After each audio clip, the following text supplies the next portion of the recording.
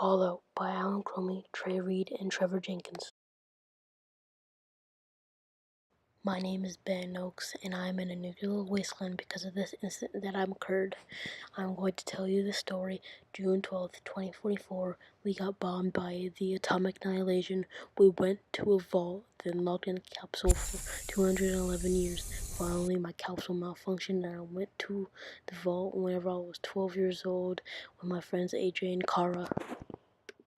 And their parents and my parents, sadly, our parents did not make it in time and they died from the radiation and the blast. Me and my friends were fast enough to make it in time and lived.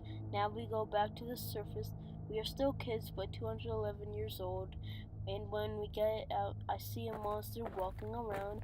Then I finally learned how this world has changed.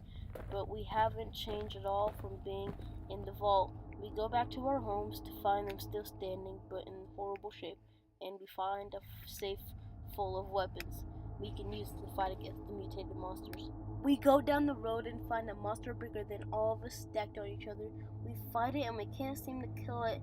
Then the kid that's holding a sword cut the monster, and it dies. The kid decides that he wants to be allied, and we find out his name is Joey Kent, and he survived in another vault. Then go along and find a gun called the Fat Man.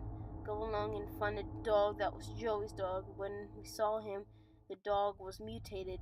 Joey thought that he was the same, and the dog just bit the flesh right off of his face. That's how he died. It just happened all of a sudden. We didn't say anything, we just kept running after all the anger we built up to get and fight the monster with all our stuff. We fought it and we had everything we needed to get it, and we did. We finally got the monster that had been here. It was finally gone, and we finally respected Joey's death after what happened.